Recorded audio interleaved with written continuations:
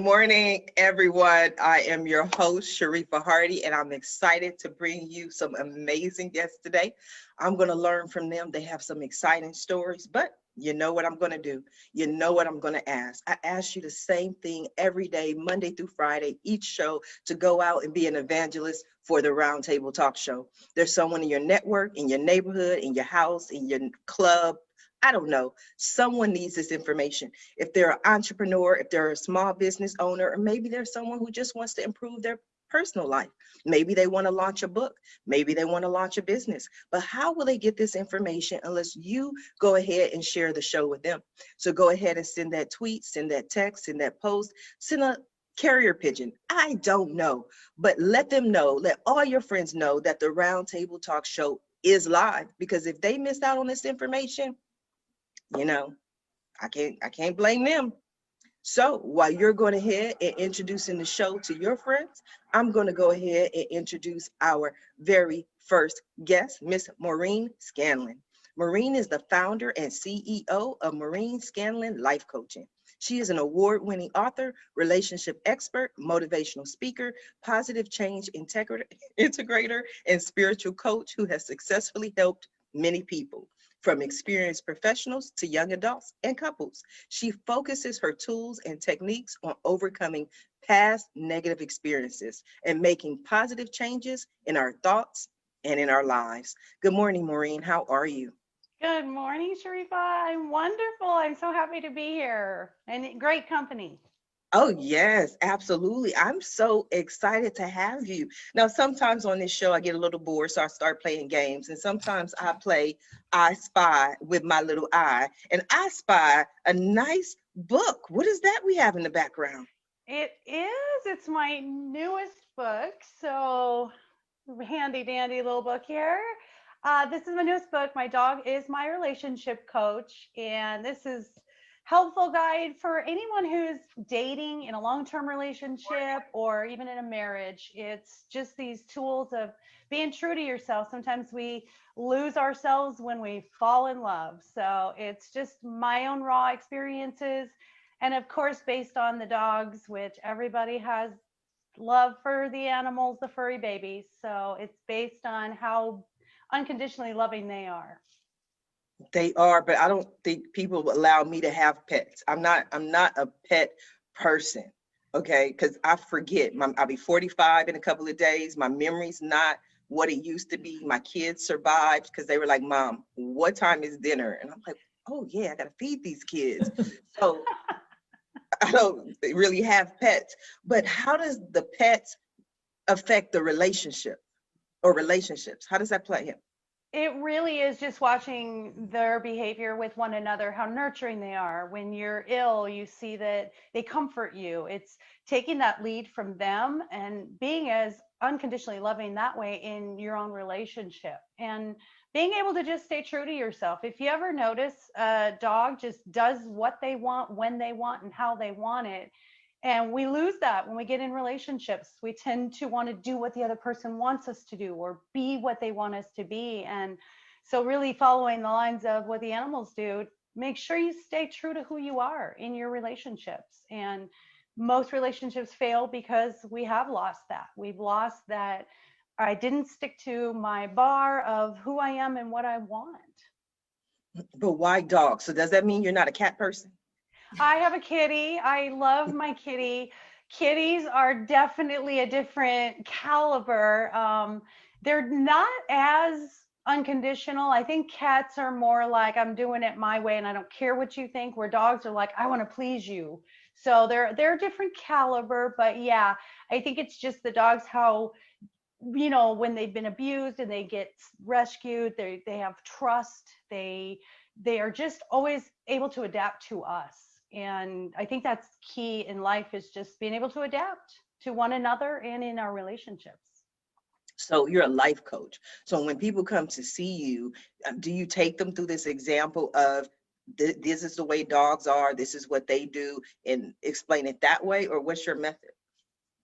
Really, my method is just we do this clarity call, find out what's going on with them, and it's always interesting to me that no matter what you come for life coaching for, it's the same premise, which is you just don't believe in yourself and you're not staying in alignment with what your purpose is. And I say to everyone, you're here for greatness, but you have to believe it. Nothing I can do or say will help you until you believe that. So I work a lot on false beliefs and things that you don't even know are there, subconscious things that were programmed throughout your life with your experiences. But ultimately, taking gratitude from those experiences to move forward and say, okay, I learned from it. One of my favorite things that I got an inspired message from once was, we're either learning or we're teaching. So all of your experiences are for you to learn or for you to teach someone else. See, Maureen, I don't know if you like me as a client, because you probably give me all this wonderful information, and I need somebody who's like the general who comes in and like, Sharifa, have you done it? Have you, because I need accountability, someone to hold me accountable. Oh, we have that too. We have that too. But I can't come in with guns a-blazing. I have to, build that trust. And I always say it's the Oreo effect. I've got to tell you what's amazing about you before I tell you what you need to work on. And then I got to end it with you're doing amazing. So I'm a little gentler. I'm a nurturer. So I have to make sure I'm doing it the best way that you're going to get it. If you come to me first session and I'm like, you suck, Sharifa, you're going to really be like, yeah, that's not going to work for me. So it's really just working on, let's talk about what's going good for you. And I think that's why life coaching is outside of sort of the traditional therapy and counseling. And, now psychologists and psychiatrists are embracing mindfulness. And so I think that's why life coaching is new and effective and different, because we're not going to focus on all the things that have gone wrong in your life. We're just going to take from that and say, yeah, but you can build on your future from that. We don't have to hold on to that. Okay, but I'm warning you. I hear you. I hear you in theory, but I'm warning you about the 20th session. You're going to say, Sharifa, you suck. You said you was going to do all this stuff. You said you was going to make all these changes. You said you wanted to be a better person and you wanted to be great, but you've been asleep for like 6 months, because I'm going to win the Olympics on sleeping. That's my goal. That's what I want to do. I want to make sleeping like a new Olympic sport. That's what I want to do. So I have to practice. And I would call that self-care, and I would support you in that. I would say that's awesome. You're doing really good in self-care. But how are you doing on staying focused? Let's work on that. So we have goals. I do a recap, and I tell everyone week to week, I'm like, I give you the tools. You got to build the house. How fast you build the house is up to you, but it's going to stay on your goals until it's met. So there's accountability, and if you want new goals and you want that off your goals, you're going to do it. So you good. That was you good. That was a test. You passed. Okay. Maureen, I'm gonna come back to you. I want to go ahead and introduce our next guest, Miss Midori Verity. Midori is a mindset coach, TV show host of the MOX Life Show, and seasoned entrepreneur for over 25 years. Midori assists ambitious professionals with unlocking their potential by replacing their subconscious mental barriers. Midori is a DISC certified human behavioral specialist, personally trained by the woman who created the program, used by Tony Robbins and Robert Kiyosaki. You may have seen her on CBS, Fox News, and Thrive Global. Good morning, Midori. How are you? Fabulous. Thank you for having me.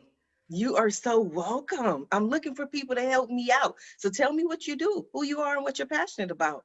Yeah, I will tell you because you brought it up. You said, I need accountability, which, Yes. I've been in this business game, the entrepreneurial game for a long time. And I get you. I understand what you're saying there. And so let me just tell you, I have partnered with a woman named Erin Joy. And during the pandemic, which hit us rock hard, about a year ago now, I have 3 companies, and we went from having the best year ever that we thought we were going to have to all of a sudden giving tens of thousands of dollars in refunds. Oh, wow. But luckily, because I've owned businesses for a long time, this is not the first rodeo where we've had something really, really challenging hit us and knock us to our knees.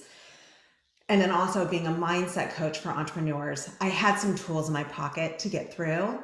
Mhm. And so, getting back to my partnership with Aaron Joy, what we have decided to do is launch a company called Fuel the Fire, which is all about accountability groups Mhm. for entrepreneurs. It's launching Yes, on Monday.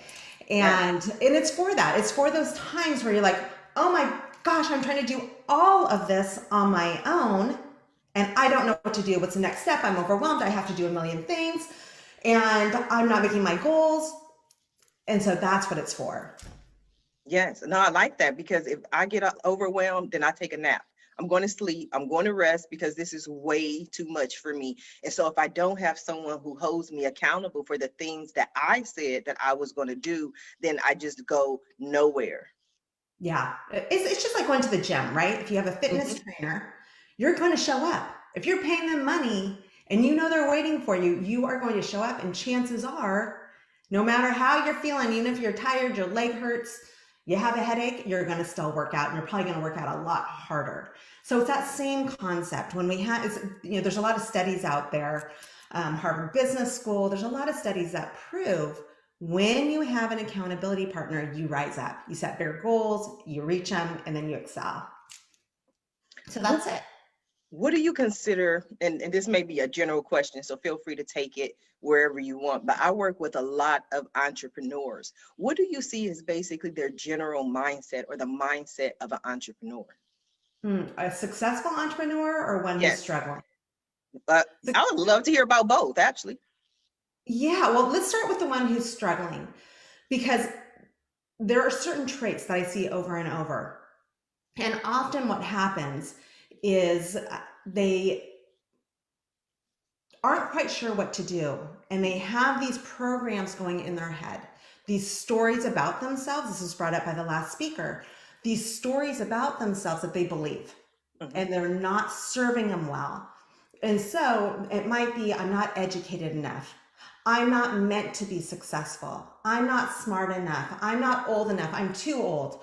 It's all these different limiting beliefs and negative self-talk that people have going on in their head. And that subconsciously, even though they say, I am going to make six figures this year, I'm going to break through, I'm determined. But what happens is that darn subconscious comes in and self sabotages. Right. And I can give you all kinds of stories about that. So that's one thing that needs to get reprogrammed in their brain so that then they can become that successful entrepreneur. And a successful entrepreneur is aware. And Mhm. so they might hear that negative self-talk happening. They may catch those limiting beliefs. However, they have learned the pattern of catching it and then replacing it immediately.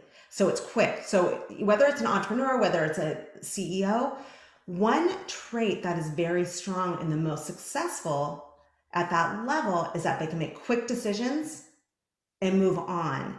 And so that is part of being a very successful entrepreneur is being able to catch it, having that awareness, being able to replace it, and then knowing what the next step is. I love that. I'm going to come back to you, Midori. I want to go ahead and introduce our very next guest, Miss Dawn Witte. Desire to Inspire is a nonprofit organization that connects with communities around the world to break the cycle of extreme poverty. Our global partnerships and outreach initiatives provide resources to fill basic needs and bring sustainability and love to people all over the world. And Dawn is going to tell us all about it. Good morning, Dawn. How are you? Oh, good morning, Sharifa. I absolutely love being here today, listening to everybody speak. This is a magical group. Um, the Desire to Inspire Foundation. I started this organization because when you turn on the news, you see negative story after negative story after negative story. And I just thought, I know so many people in the world doing amazing things, and I want to share those stories with other people, to give them some hope, to give them some inspiration. And then I went to Africa for the first time and talk about inspiration. People who are challenged every single day with clean water, struggling for food, yet taking in 67 children, never saying no to a child. We get overwhelmed by the things we're like, oh, we couldn't possibly do one more thing, right? And there's this woman literally not knowing where next meals are coming from. And it's not one person, it's many people I know. So I want to help them for sure, because the thought of a child not having food or clean water, it breaks my heart. And these are children I know and love. But to share the stories so that when we look at our lives, we realize, even though we have our challenges and we have our difficulties, look how very blessed we are. Look at all the things that we do have in our life to be grateful for.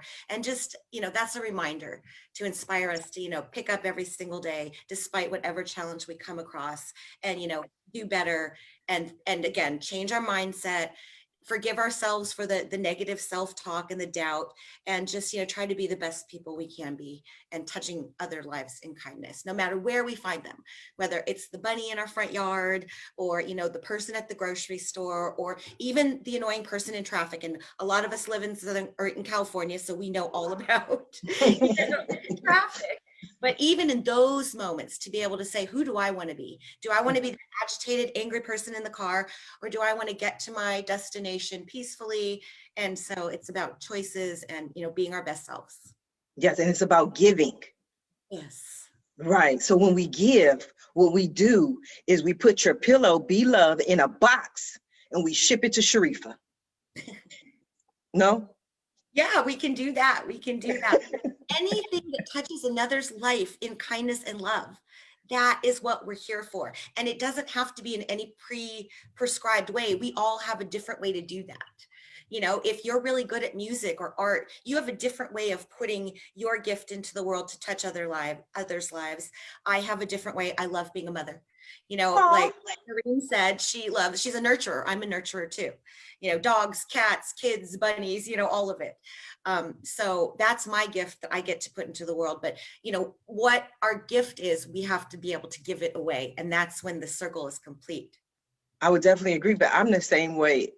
Out of everything that I've done, this journey started for me because I just simply wanted to be a stay-at-home mom. That's all I ever wanted. My kids are 24 and 27 now, but this whole journey is because I wanted to see their first steps. I wanted to hear their first words. I wanted to be there with them. And I figured if I could hire someone to watch them, why can't I just stay home with my own children? So I as well am passionate.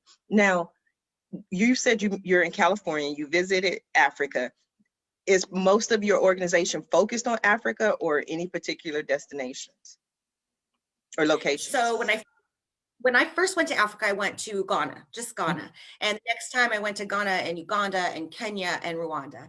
And then I went to those countries, and then Sierra Leone. So those are the countries where I know people. I have people that I love. I visited multiple times. I've spent nearly 4 months in Africa over the last 4 years.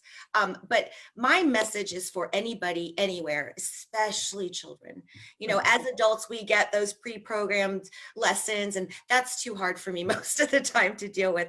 I can deal really well with children because my kids say I am like an 8-year-old little boy. So I think I don't know if that's a good thing. 8-year-old boys are trouble. Like they're always into something. I know, but you know what? They dream big. They live out loud. They're bold. They just go for life. Everything fascinates them. A stick and dirt, and those kind of things. It's like finding the magic in life.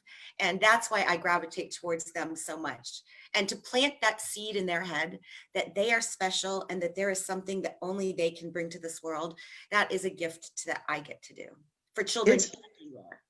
It shows all over your face, though. It really shows in your face, in your spirit, that this is what you love. This is what you enjoy. So how would people be able to support you? You can go to my website. Donations are always wonderful. What I always say is, prayers are always tremendous. Love, that energy and love are the, that love is the highest energy. So that's the greatest thing you can do for us. Donations are always wonderful. And I've just created I'm creating a skincare line. We're about 2 months from launch. We've got some candles. I have a fragrance. And then I created the products to help raise the funds and kind of make that exchange of, you're doing something to help support my efforts, and here is a gift. So you get to see this cute pillow or have this beautiful fragrance, to remind you that you were, putting some good out into the world. So the line products is what go look at our website, support by buying the products. They're great products. I've been working on them for a couple of years, and I'm really proud of where we are. Yeah, that's why I'm trying to get me a pillow. I don't think you heard my plug in there. That's why I'm trying to get me a pillow. Which word do you want? And I'll send it to you. Oh, you're talking to the wrong person. Let you know, one of our viewers, Robert Foster, was just so impressed with what you had to say. He said to let you know that he just sent you a friend request and he's going to help you spread the message. Now, Dawn, I am going to come back to you, but I want to go ahead and introduce our next guest, Miss Anita Mahaffey. Anita is CEO and founder of Cool Jams, Inc., maker of specialty sleep products. Her corporate office is located in San Diego, California. Cool Jams can be found online at cool-jams.com. Again, that's cool-jams.com, and was recently selected as one of the top innovative apparel companies by Apparel Magazine. Good morning, Anita. How are you? Good morning. I'm great and very happy to be here today with amazing women. Wow, I am just, as you were speaking, I thought, I agree with that. Yes, you go, girl. You guys are so intelligent and wise. I'm actually the senior citizen here, I think. I'm joking because you're only as old as you feel. But yes, I am the founder of Senior citizen, you are fine. Pardon me? I said, you're not a senior citizen. You're fine. You're young. We're young. Yeah. But yeah, so I founded Cool Jams in 2007, and we have been on this amazing upward trajectory since that point. This last year has been a crazy year for us in many ways. We feel very blessed. E-commerce was one of the superstars during this COVID lockdown, because it seems like everybody, started shopping online. Even people who had never entered their credit card online were suddenly shopping online. And they were also looking for things like specialty sleepwear and bedding. We produce products that help people regulate their body temperature at night. So people going through menopause, cancer treatments, anything like that. And then we do a line of bedding. But Cool Jams is now the official work attire. I should have probably worn my Cool Jams today too, because everybody's working at home in their PJs. So yeah. Are those Cool Jams behind you? I do have some Cool Jams hanging up there. Yeah, there are a few of our new spring colors coming out. And we try to constantly, in the apparel business, you always have to come up with something new. So these are not online yet, but they will be in the next few months. So yes. And those are actually Cool Jams, like they actually regulate the body's temperature. Yeah, they wick moisture away from the body. They dry very quickly, about 4 times faster than cotton. And what they do is help with the temperature fluctuations often associated with night sweats. And so they do keep you a few degrees cooler and way, way more comfortable while you're sleeping. And then, after a few years, we developed our bedding line. So we have a couple collections of bedding made from sustainable fabrics like bamboo and eucalyptus. So that it's not the same fabric as our sleepwear, but it does accomplish the same objective. Yeah. Okay, so Anita, I'm telling you, I'm shaking my head no, because I'm about to blame you for not getting out the bed. That's what I'm about to. I'm about to order my new sheets, and then I'm just going to be in there all the time, and it's your fault. Yeah, but I think when in listening to a lot of these women, there was some talk about what do you have to give to the world? And besides our goal of helping every person on the planet sleep better, one of my goals with starting this company was to be able to create a vehicle to give back. And, it's huge for us. Every year, especially this past year where there was so much need, we give back about 20% of our profits to charity every year. And this year was especially huge because nonprofits had a tough time. And some of the areas that we are involved in are domestic violence, We work with kids in foster care, domestic violence prevention, education. Another area that was super big for us is helping other businesses. For example, we got some PPP funding, but we gave it back because we didn't need it. We didn't know what was going to happen, but we did give it back because we just didn't, there were other people that need it. Instead, we donated to a lot of the business organizations, chambers of commerce, especially, in San Diego, we donated to the Black Chamber of Commerce because so many of the Black-owned businesses were not getting the PPP funding. So, I think giving back and inspiring others and making that a corporate initiative is huge for any company out there. You can make a difference, and it's important for us all to give back and find our way, find our God-given gifts to, how do you give back? And, as a company, you think, oh, we can make products, but there's so much more you can do to make the world better than when you arrived. Oh, you just touched my heart. That is so wonderful. And I completely agree. About 2 weeks ago, I became the president of the Black Chamber of Commerce for Long Beach, in the Long Beach area. And the reason I decided to take that step was because I was literally watching the PPP loans, and only about 3 to 4% of Black-owned companies receive them. And I'm like, you know what? I always help businesses. I always help entrepreneurs. I have to do something. So that was my motivation. Now, Midori, I see you over there shaking your head. You're agreeing. What are your thoughts? Yeah, with the PPP and the conversation. Oh my gosh, what a powerhouse of wonderful women. Anita, I'm buying your sheets and your clothes because there's so many people that would love it, including myself. And everyone has given so much today, but what's standing out is how these women are standing in their passion. Yes. One thing that we taught that I work with my clients is creating a personal mission statement. And I heard it from each one of you that you're in alignment with what your big personal mission is. What makes your heart sing, what brings you joy, what your core values are. And I love hearing this because when you have that, when you're in alignment with your career or your profession and what makes you tick and what you're passionate about, then when you get punched in the face by COVID or a recession or whatever it is, it makes it easier to get through and to succeed and pull yourself out of bed, regardless of whether you're wearing cool jams or not, and keep going. So I applaud all of you. I am not getting out of the bed now. Dawn, do you feel like you're living in your purpose? Absolutely, 100,000,000%. Yes. That's one of the things I want to help those children do is find their passion and their purpose. And I want to help everybody do it because when I was raising my girls, my oldest is going to be 31. What? I can't believe that. You look like you about 31. You know what? When I think about it, I'm like, oh my God, how did that happen?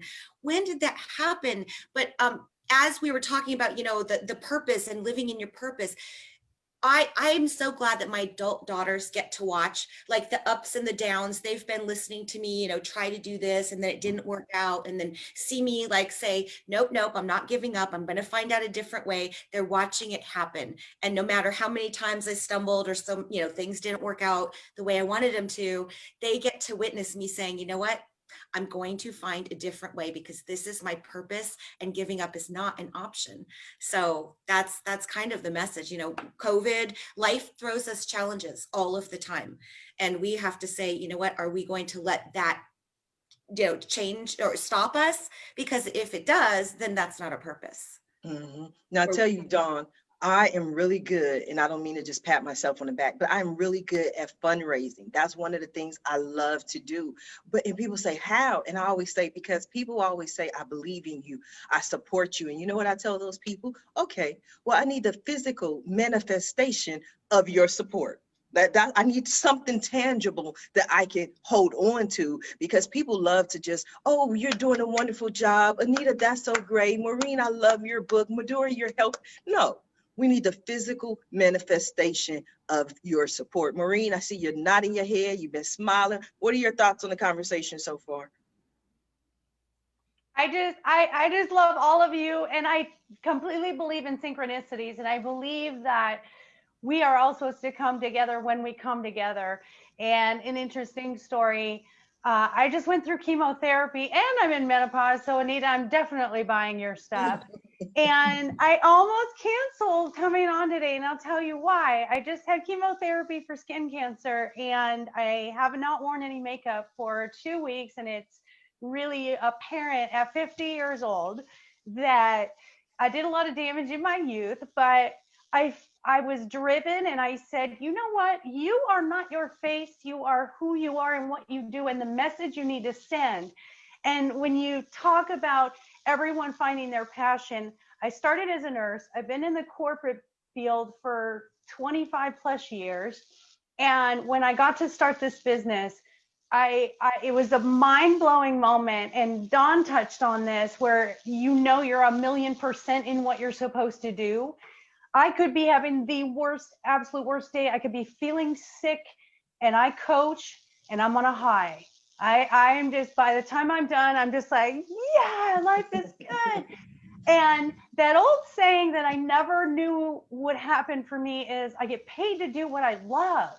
Mm-hmm. And seeing a client, even as tough as Sharifa would be as a client, I know for certain when I see that potential at session 1, I know what you're going to look like at session, 6 months down the road, even though you don't. That's the fun of it. And when I see people changing their lives, finding their passion, improving their relationships, being better parents. And I too, my oldest is 31, Dawn, so yay.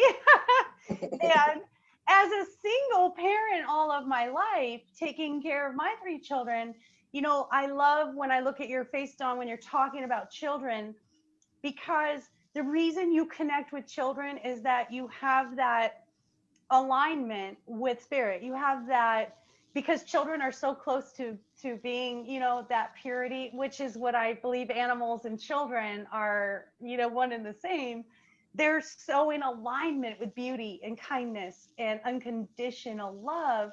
We lose it as we go through life, and all these things tend to happen, these experiences that I believe we ask for, because I need to ask for these experiences. So with this chemotherapy and cancer, everything popped out, and I was like, whoa, who knew? But you know what? The entire time I was going through it, I said, oh, there's the puppies. Sorry. It's okay. We can hear you.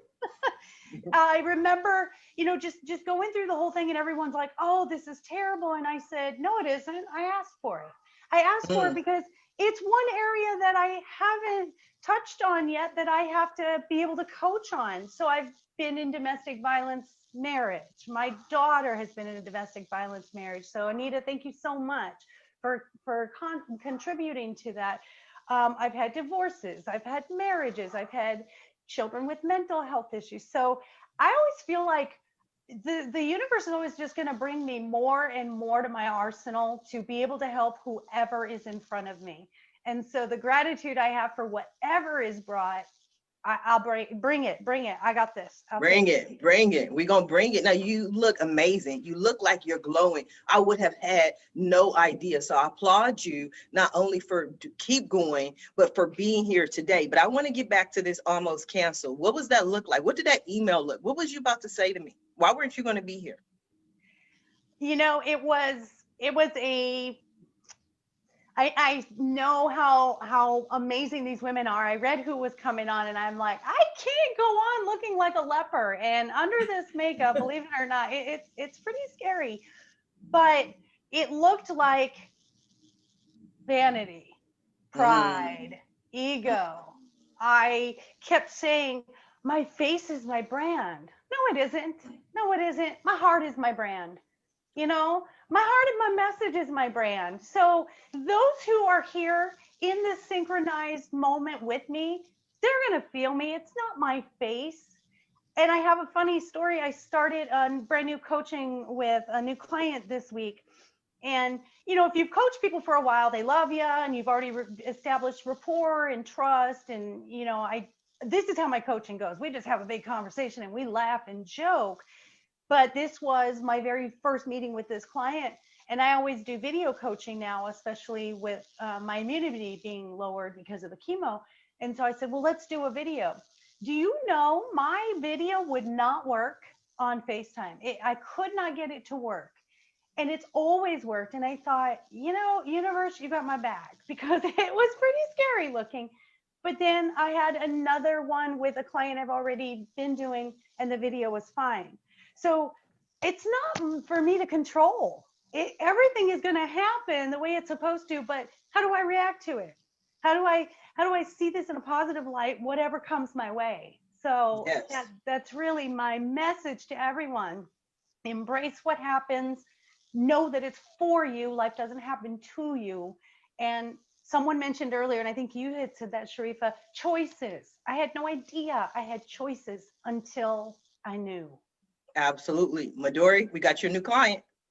Maureen is a coach, but now she's a client. Talk to her about that mindset, Midori. Yeah, well, you're figuring it out, it sounds like. Yeah. No, but, you know, good job pushing yourself through, because you had that tug in your gut that was saying, oh, I don't want to, but you did it, right? So it makes you stronger and you persevere, and that's part of being an entrepreneur, right?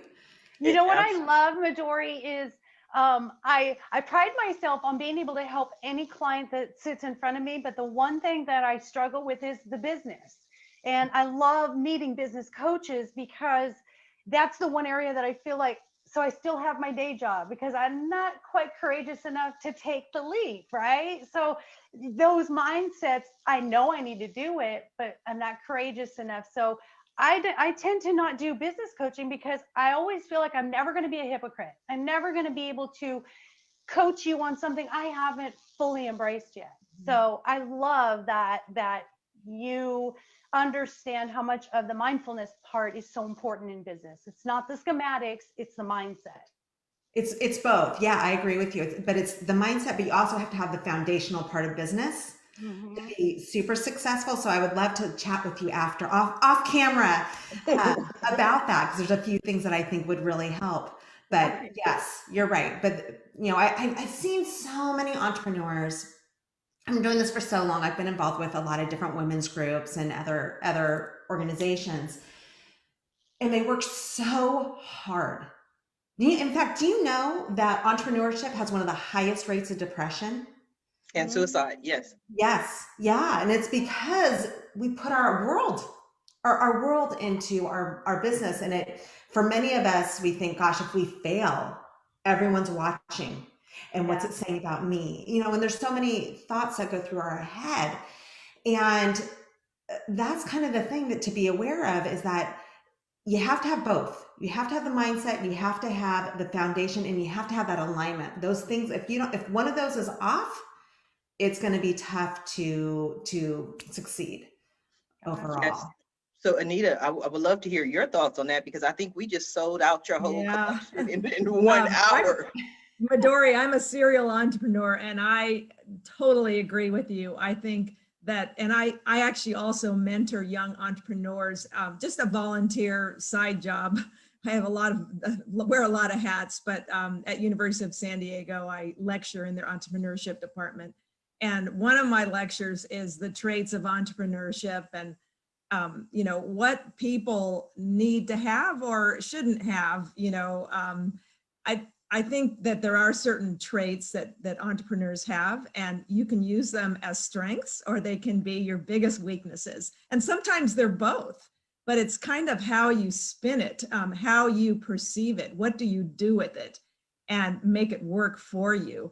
But I totally agree with what you're saying, that there needs to be some alignment with your mission, your cause, your reason.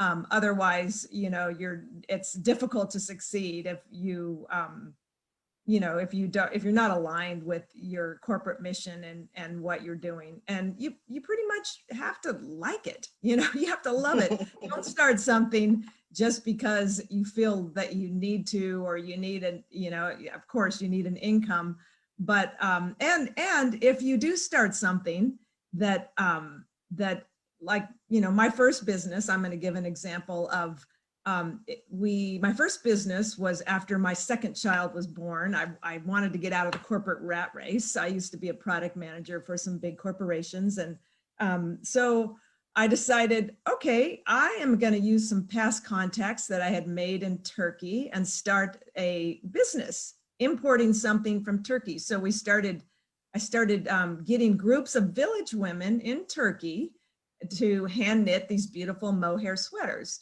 And it was a great idea. It was a social enterprise before it was even cool to do social enterprises. But we did so much good for these women. But then when we had to pay ourselves in the end, I probably could pay myself 25 cents an hour because, Oh, wow. you know, they're just, it was a great idea. But even though we were like in every, shop in every ski resort town, you know, we still couldn't align the business and all the objectives. So that's probably a good example of taking an idea and doing a pivot. So the next business was definitely a pivot. It wasn't hand knitted sweaters anymore. So, and I'm still involved with that second business. So, and which is different than Cool Jam. So I'm, like I said, I'm a serial entrepreneur. I'm involved in quite a few organizations and different businesses. And one more point that somebody said about, you know, that your heart goes into your business. It is like a child almost. When you start a business, it's like you're another child or a pet. And, you know, sometimes it's very painful if things, you know, aren't going your way with this child or this pet, you know, so it's important to be realistic about that relationship with your business. So I could go on, but it's someone No, I else's. can tell. I got a question. I was about to jump in. Anita, you said that you're a serial entrepreneur. One of the questions I often ask serial entrepreneurs is, do you feel like this is more of a calling or something that you have to do, being an entrepreneur in general?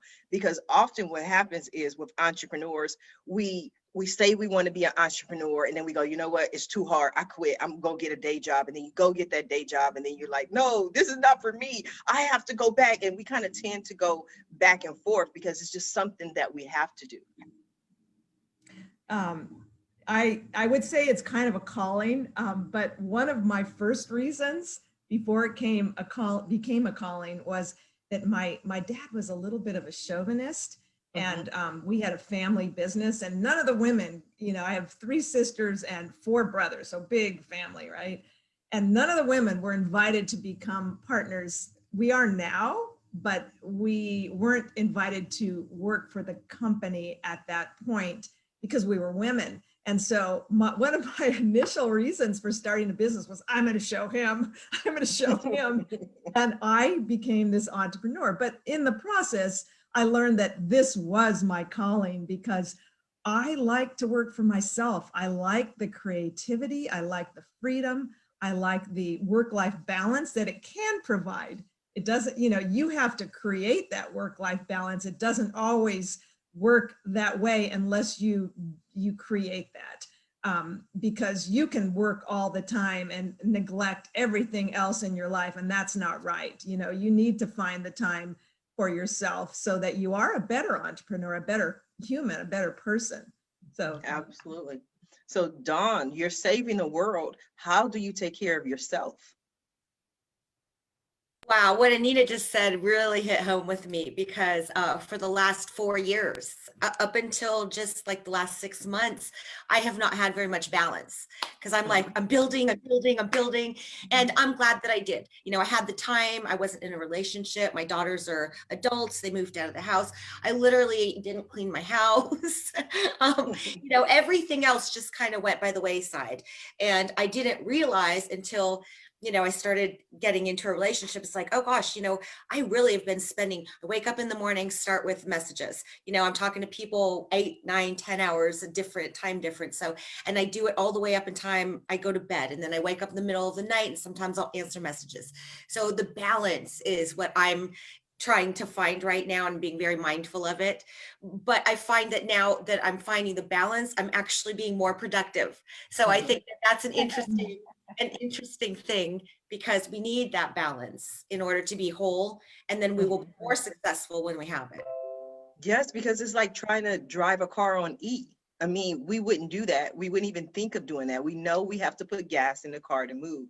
But with ourselves, especially, you know, one of the things I talk about with so many people just now working virtually, like I've been training for this moment for years. Like this is what I do. I'm a recluse who hardly ever leaves the house. But for people who this is new for, they forget that even though they are working from home, that they are actually working. So you have to, just like when you're at work, you have to take breaks. You have to take a lunch. You have to get up. You can't just sit in a chair. That's not what your body was meant to do. So I think that's very important for entrepreneurs to, you know, to keep in mind. Midori, what do you do for self-care? I just got a Peloton treadmill. Well, I want And one. so that has been a huge, huge help. You know, because I'm a gym rat, honestly. I love going to the gym, and I haven't in a year, and it's made a big fat difference. And so I haven't, you know, it's my fault. But anyway, so that's what I do now, is that helps me. But in addition to that, my morning routine is part of my religion, really, is I get up early every morning and I meditate, I do a visualization, and it's every single day what I do. And that helps just keep me balanced, because sometimes when you're an entrepreneur, you know, Dawn, you're experiencing it right now. You're in build-up mode. You're getting ready to launch. You have to bust ass during that time. And there's not a lot of time to go and have as much self-care as we probably should. And so you kind of have to just find these, as an entrepreneur, it's just part of the life. And you just got to find these little niches that work for you. Yes, and make that time, you know, make that time. I always think about it as that old expression, boiling a frog. You know, by the time you turn up the heat and the frog is boiled, you know, he doesn't notice the change. So when you're tired, you're so off, it's like dehydration. You don't even know you're dehydrated until after it's too late. So just take the time, take a moment to have self-care, meditate. I love that, what Midori said. Maureen, what do you do? Oh my goodness, this is like right up my alley. I love this. You know, when clients come, and one of the first coaching sessions that I do is we do a life wheel, and it's basically just a circle. And I ask them, you know, show me what part of your day you spend on the most category. So whether it's relationships or work, and you're absolutely right. So many people are like, well, I spend the majority of my time at work. And I'm like, well, no wonder it's, you know, you're causing so much stress to yourself. I always for my clients encourage what Midori just said. Every morning, get up, do intention setting, set your day the way you want it to go. Tell your day how it's going to go. I fortunately have been working from home for about 13 years. So COVID was no different for me. Being able to video coach as well was amazing. My self-care is I have a backyard that is just my peaceful place, and that's where I go to just get away from the desk. I love that you said that we can't sit at a desk for 12 hours. So being that I have a day job and a business, obviously I got a lot going on, but I love that Dawn said the less I was doing, the more at peace I was with it. And I found the same thing. I was like, okay, I'll just do this part of my day for the day job, and I do this part of the day for the business. I cut off electronics an hour before bed, very important. So you don't have all that stuff going on. You have that moment to just unwind. Good sleep, good food, and let's just say it, good sex. But you know, you gotta have. Just took a spin there. We just went in a That's whole. balance. I'm a relationship coach. It's very important. People do diminish that connection with the partner. So it's all of it is fulfilling. Just balance it out. So that's absolutely, it's all about the life wheel and the life balance. So, and we're all women. Come on now. We're all there. You know, you're with me in that. I'm a reserve comment on that. I'm a reserve comment on that. I think if we were on news, I've never done news, Midori can tell you, but I think this is when we would take a commercial break. Commercial break, because the conversation just went a whole different direction. Now we got to bring it back. Dawn, we got to save these children. And what? No, yes, Dawn, we gonna save the children. And you have a wonderful support group there. And I apologize in advance because I'm horrible with names. But there's Nasa, Sira, Brian, Dawn, who is here to support you. He says that he's in Uganda and that you're amazing. I know, I love him. I tell you that the people that I've met in Africa, nobody's a stranger. You know, they are some of the most genuine, kind, loving, giving, joyous souls I have ever known. And, you know, I go and they again, I've told you the challenges and the struggles, yet they will feed me their very last bit of food, treat me like as much of a queen as they possibly can. The hospitality and the love, it is just pure love. So, I mean, I can't, I know people have heard, and I've heard it myself, you know, oh, when I went to Africa, it changed my life. It is not just like the African continent is beautiful and magical. It is the people. It is such a life-changing thing to experience that kind of, again, that generosity. So Brian, I send you my love. I send everybody there my love. I didn't get to go last year because of COVID, so I'm really missing it. Yes, and they're missing you. Brian says, Miss Dawn has done a big role here in Uganda to change and inspire young people. So they're definitely supporting you. I think that is so wonderful, so wonderful. So I want to go over to Anita real quick. You started this line to help women or to help people remain cool. What was the response initially when you said, you know what, I'm going to have cool clothes? Well, our trajectory has gone like this. And, you know, at first I did everything myself, you know, from, I don't know how familiar you are with e-commerce terms, but the SEO, the PPC, the CRO, you know, they're all, you know, things that you have to do to market an e-commerce business. And so, you know, I felt like I was back at university because there was, you know, my background was traditional marketing, and getting into an e-commerce brand and developing an e-commerce brand in 2007 was when things really started, that type of a company started taking shape. And we've just grown and grown and grown. Now I do outsource most of the marketing because we've you know, gotten so big, I can't possibly do everything, but I know enough to be dangerous. I know if somebody's doing a good job or a bad job. Yeah, I think our products speak for themselves. People love them. Word of mouth is still one of our biggest ways of marketing. You know, people tell somebody else, and those 10 people that they've told tell 10 other people. And I think people should never underestimate the word of mouth and how important simple things like customer service and the quality of your products, and what kind of mission you have at your company. All those things. When my kids were young, I used to tell them, put nice into everything you do, everything you say.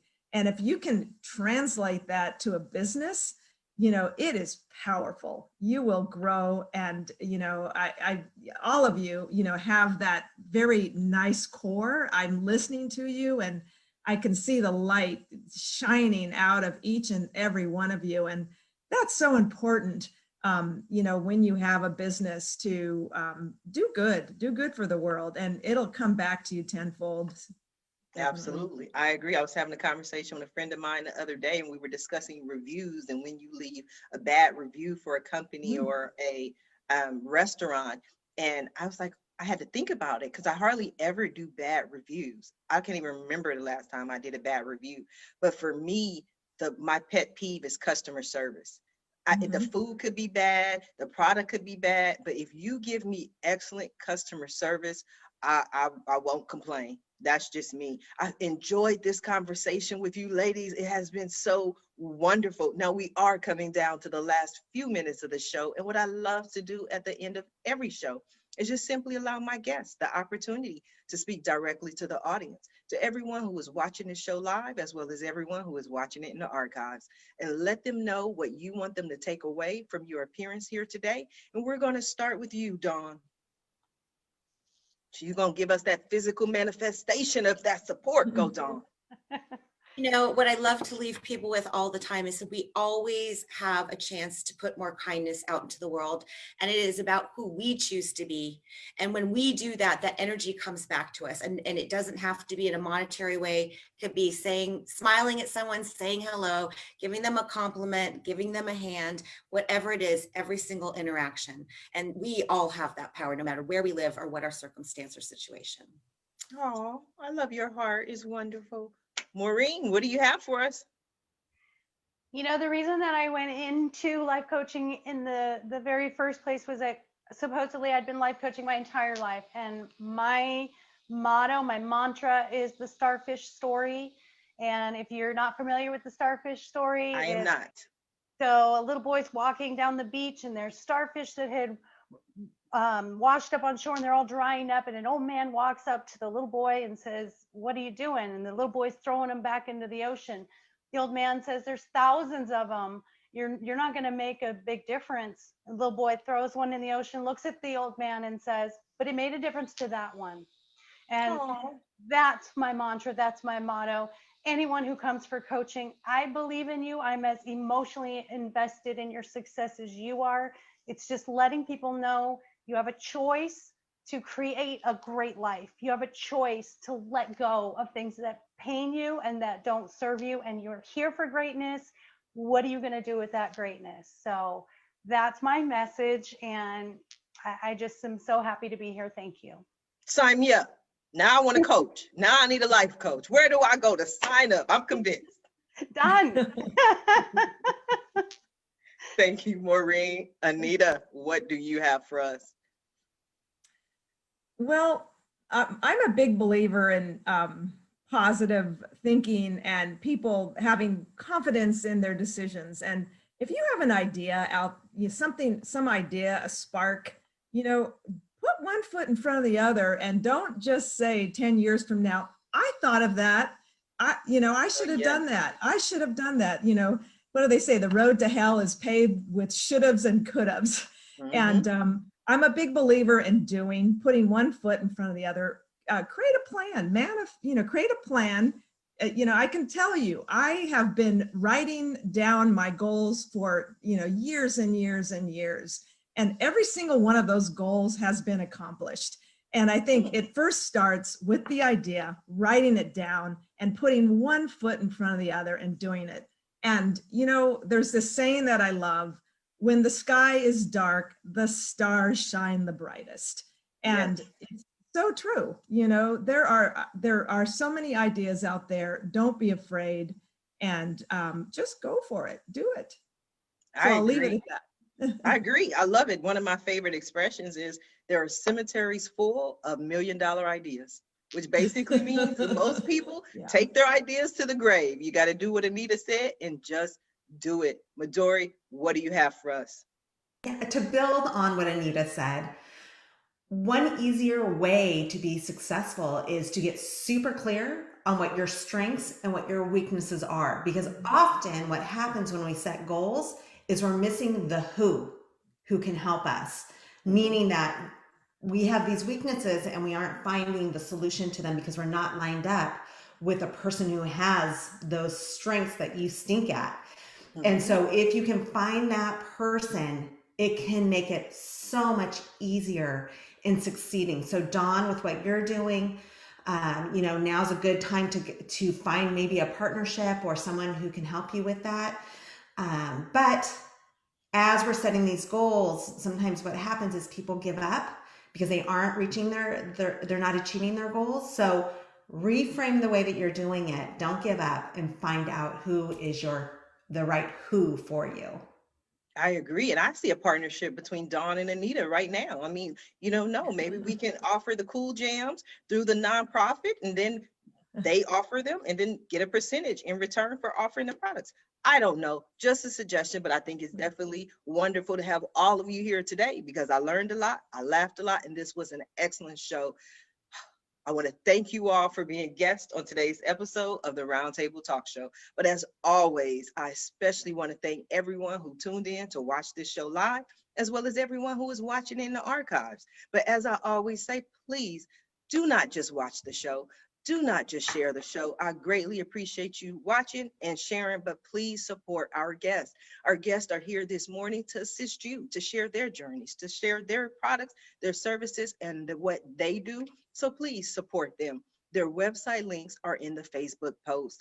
But as always, don't just visit the website. It's nice to pick up a cool jam, but support them, support their business, share the information, follow them on social media, reach out to them. And when you do, please let them know Sharifa Hardy says hi. Now, if you're interested in more ways that I can help your business, or maybe you want to be a guest on the Roundtable Talk Show, please visit my website at asksharifa.com. Until tomorrow morning at 8 a.m. Pacific, everyone have a safe and a blessed day.